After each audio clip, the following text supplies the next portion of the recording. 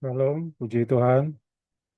Selamat siang, saudara-saudari yang terkasih dalam Tuhan kita, Yesus Kristus.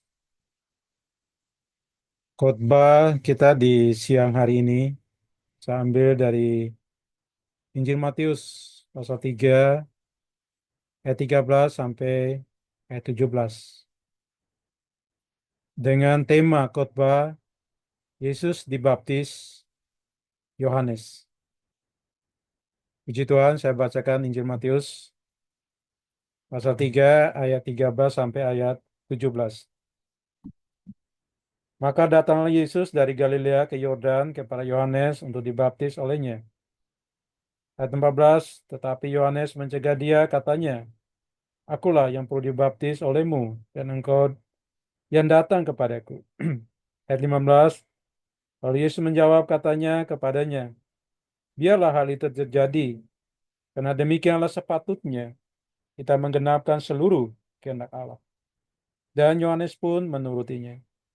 Ayat 16, sesudah dibaptis, Yesus segera keluar dari air, dan pada waktu itu juga langit terbuka, dan ia melihat Roh Allah seperti burung merpati turun ke atasnya.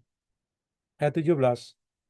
Lalu terdengarlah suara dari sorga yang mengatakan, inilah anakku yang kukasihi, kepadanya lah aku berkenan.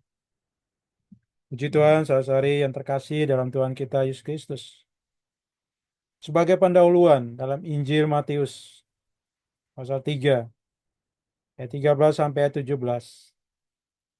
Di sana menjadi suatu perenungan bagi kita, bahwa kita bisa melihat satu peristiwa yang sangat penting yang dilakukan dalam kehidupan Tuhan kita Yesus Kristus.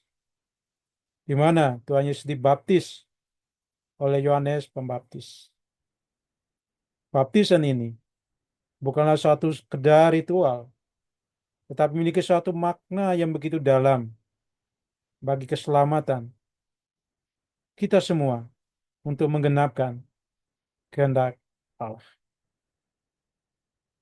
Di dalam Injil Matius pasal 3 13 sampai ayat 17. Di sana kita melihat ada 3 poin penting yang untuk kita renungkan bersama. Yang pertama, Yesus datang untuk dibaptis. Tercatat dalam Injil Matius pasal 3 ayat 13 sampai 14. Di sana Matius mencatat bahwa Yesus datang dari Galilea ke Sungai Yordan untuk dibaptis oleh Yohanes Pembaptis.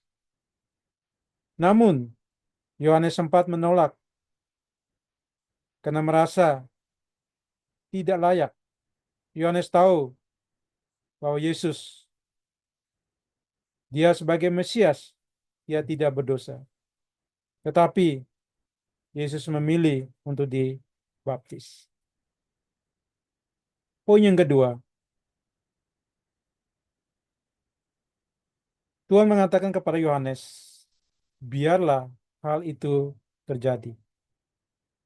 Ini tercatat dalam Injil Matius pasal 3 ayat 15, di mana Yesus berkata kepada Yohanes, biarlah hal itu terjadi. Karena demikianlah sepatutnya kita menggenapkan seluruh kehendak Allah. Ini menunjukkan bahwa baptisan bukan karena ia berdosa, tetapi bagaimana Tuhan belajar untuk menggenapkan kehendak Allah. Poin yang ketiga, Roh Kudus turun dan suara dari surga. Ini tercatat dalam Injil Matius pasal 3 ayat 16 sampai 17. Setelah Yesus dibaptis, Roh Allah turun seperti burung merpati dan Bapa berbicara kepadanya. Setelah Yesus dibaptis, langit terbuka, Roh Kudus turun seperti burung merpati, dan terdengarlah suara dari surga. Suara dari Bapa, inilah anakku yang kukasih, kepadanya lah aku berkenan.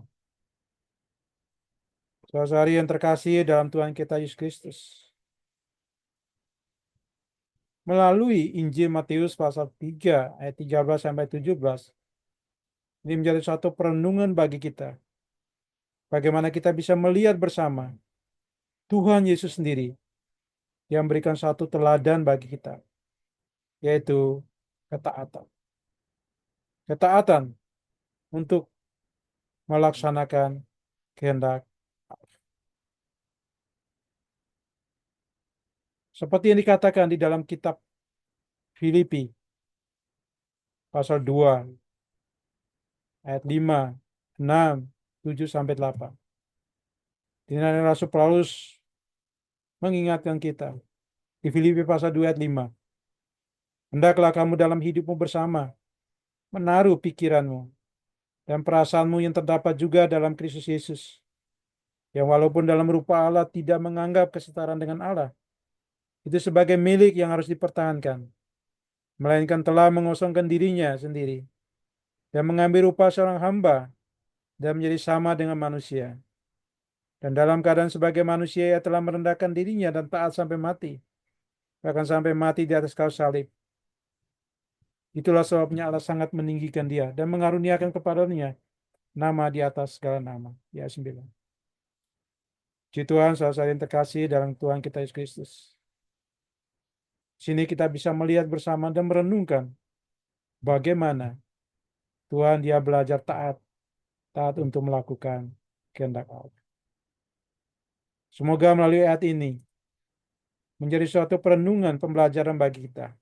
Marilah kita belajar untuk meneladani Tuhan Yesus yang hidup di dalam ketaatan untuk melakukan kehendak Allah.